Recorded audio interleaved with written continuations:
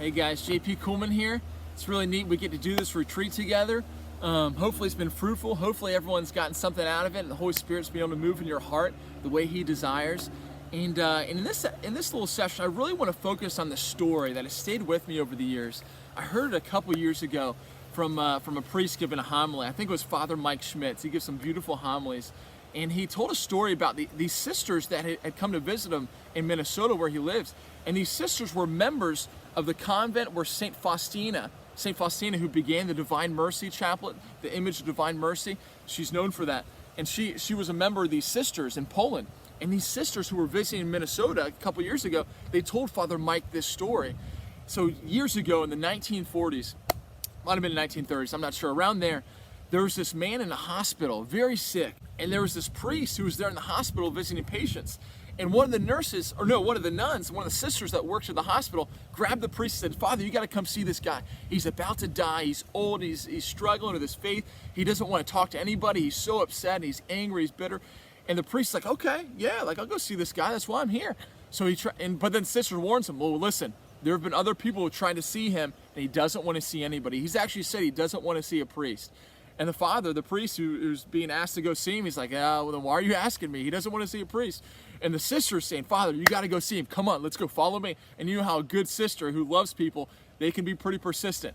So he grabs Father. He's like, "Father, you got to go see this guy." So she drags him to the hospital room, and he's thinking, "Okay, I'm just going to go in and out, and that's going to be it." So he goes in. He sees the guy lying in his bed, older man. You could tell he's really sick, near death. And the man gets upset. He says, "Get out of here. Like, I don't want to see you." So the priest's like, okay. So he leaves, and the sister asks him, like, "Father, how did it go in there?" He's like, I only spent like 30 seconds in there. He didn't go well. And so the sister was like, "Father, you got to get back in there. This guy needs you. He needs the sacraments before he dies." And the priest is like, "Sister, no, he doesn't want to see me. He's made that clear. He just kicked me out of his room." And I couldn't be more clear. And the sister, again and again, I love good sisters who are so persistent. I love it. Sister Christy, keep doing this if you're watching. And the sister says, "Father, you got to go back in there." And the priest says, "All right, I'll try again," just because the sister's making me. And he goes in and he knocks on the door, and the guy just looks at him, and the priest looks at him, and the priest is probably freaking out. I can only imagine just like not being wanted in there. And the priest comes in, and he's like, "Hey, like, I won't say anything. Can I just sit in your room, and I'll just kind of like pray over here in the corner?" And the man looks at him and he says, "Yeah, Father, just don't, as long as you don't talk to me, you can stay there." And the priest goes in, and he's like, "All right." So he goes and sits there. He takes out his rosary beads. He starts to pray the Divine Mercy Chaplet, to himself, not out loud. The guy would have been pretty upset. But the man in the hospital bed, he stays there, he hangs out, and he's quiet and minding his own business. And after a while, the priest, after he's praying for a little while, he asks the guy's name. He's like, "What's your name?" And the guy just kind of gives him short answers. He just tells him his name, And the priest's like, "Okay. Like, yeah, wow." It's like, "Where are you from?" So he starts this small talk, this conversation, and the guy just keeps giving these one-word answers. And after a while, the priest starts to learn a little bit more about this guy. And he sees he's about the same age. He's looking at his age. He's like, this guy's only a little bit older than me. And he realizes that they cross paths a few times in certain areas of Poland. And the priest asks him, "Tell me about your life a little bit. What'd you do?" And the guy starts to open up. And eventually, after a while, the priest, just like this small talk, opens this pathway to talking to this man who's on his deathbed. And the man starts to tell the priest, "Listen, Father, I'm Catholic. I was baptized Catholic, but I haven't been to church in over 40 years. That I haven't wanted to talk to a priest or prayed or been to the sacraments in so long, I don't remember what to say." And he said, and the priest was like just listening and taking all this in, and it kind of asked him like to go deeper.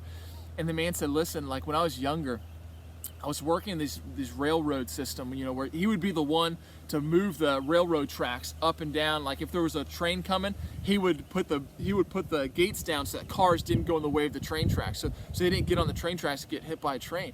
And so he said, "One night I went out drinking with some buddies, and I drank a little too much. I was drunk, and didn't know my right from my left." And he went to work that night. He worked the night shift. And he said, "I fell asleep and I didn't know where I was or anything. I was so discombobulated, and a train came, and I wasn't there to press the button to put the gates down in the road. And a car got in the way of the train, and it got leveled by the train. And that night a family died, a mom, a dad, and 2 siblings." And the priest is listening to this, just like crying, just like, "Oh my gosh, like his heart being broken by this guy's story, this like feeling what he went through 40 years before. And the guy says, listen, but that's not the worst part. The mom, the dad, and the siblings died, but there was one child that wasn't in the car with him, a little boy, a son. And that night, because of what I did, that boy lost his mom, his dad, and his 2 siblings. And he will have to live the rest of his life alone because of what I did, because of my mistakes. And he said, you know what, Father? This man on the deathbed, he said, you know what? God doesn't have mercy for me. God doesn't have time to forgive me. He doesn't have any plan for me. That right there defined who I am, my life. And I'm ready to go on with my life knowing that. And the priest is just heartbroken, hearing this story. But the man notices the priest, his figure and his face change as he's telling the story. And the priest starts to ask him more questions. He's like, what town was that in? So the man tells him. And the priest starts to ask him, like, what was the date that happened? And the man tells him what date and what night it was. And the priest starts to get, even more emotional.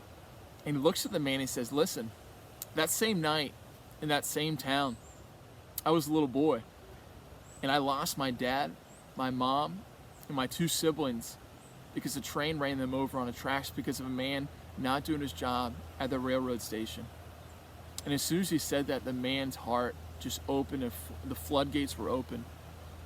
And this man, he had spent his whole life thinking about that boy that his life he had ruined. This life, he left him an orphan. Who knows what would have happened to him the rest of his life.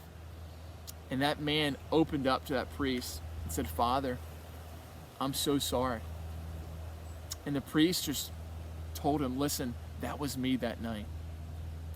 And my life was in God's hands. And God knew what he was doing. He's brought me here. He called me to be a priest. He's brought me throughout my ministry to this hospital. He brought me into this room to meet you before you die, to give you the sacraments. And he heard that man's confession. He gave him the Eucharist for the last time. And this man was able to die in peace, in grace, knowing that God's mercy was so much greater than any mistake he had made in his life. And the reason that story stayed with me so much is think about this man who, after that one mistake in his life, living it without God, living it in just this anger and this resentment that was probably always there. He probably pushed it down so much, but it was always present. And it was really revealed when he was near his death, and he just didn't want to see anybody, didn't want to talk to anybody, just an angry person. And how God has waited these 40 years to bring that boy. He knew what he was doing. To take this mistake that this man made, this terrible mistake, this sin, this failure, and to make it into this beautiful act of mercy that would change that man's life. And that priest left that hospital room, and he came back out looking for the sister. He's like, where's that sister? Like, she was so inspired to have me enter into that room. And the nurses were like, we don't have a sister here. What are you talking about? There's no nuns here. And he was like, yeah, that sister just pushed me into the room. And he couldn't find her anywhere. Asking around, nobody knew her. And years later, he went to that convent of the Sisters of St. Faustina. He looked up on the wall, and he saw a picture of that nun. And he said, that's the nun who pushed me into that room. And it was St. Faustina, who had died years before. It was just this miracle that she had appeared to him and pushed him into that room. And how he had been this instrument of mercy. But that story for me has just rung true over the years. That same thing that the good thief on the cross, his whole life spent in misery, spent for himself, spent in sin and failure, and these mistakes over and over again, leading him away from God. But that one moment, that one gaze up at Jesus, when Jesus' heart is pierced, and he says to Jesus, remember me when you enter into your kingdom. Because all Jesus needs is that crack. Sometimes we're so scared to give him that crack into our hearts because we hold on so tightly to what we think the way we think he sees us, or our mistakes, or our life the way it is. We think God doesn't want to see that. But all he needs is a little crack, just like that good thief. And St. Therese of Lisieux says, if you combine all the sins of the world, every sin of every person throughout all of history, and you crumbled it in a little ball, and you threw it into a fire, it would be like putting a drop of water into a fiery inferno. How it's nothing compared to the mercy and love of God for each one of us. So may that story hopefully inspire you like it's inspired me, to remind us that his mercy and his love for us is so intimate, so personal, so special to each one of us, and that he always carries us in his heart. And then that what we receive in baptism, to be marked as his children, never changes, no matter what we do. For all eternity, that's our identity. His beloved children, his beloved daughters and sons. So hopefully that inspires you, that story, as much as it did me. And hopefully this retreat is fruitful for you. And hopefully the Spirit moves and leads you closer to His heart and reminds you each and every day of that truth, the truth of who you are in His eyes. So God bless. Hope you have a great retreat, and we're praying for you.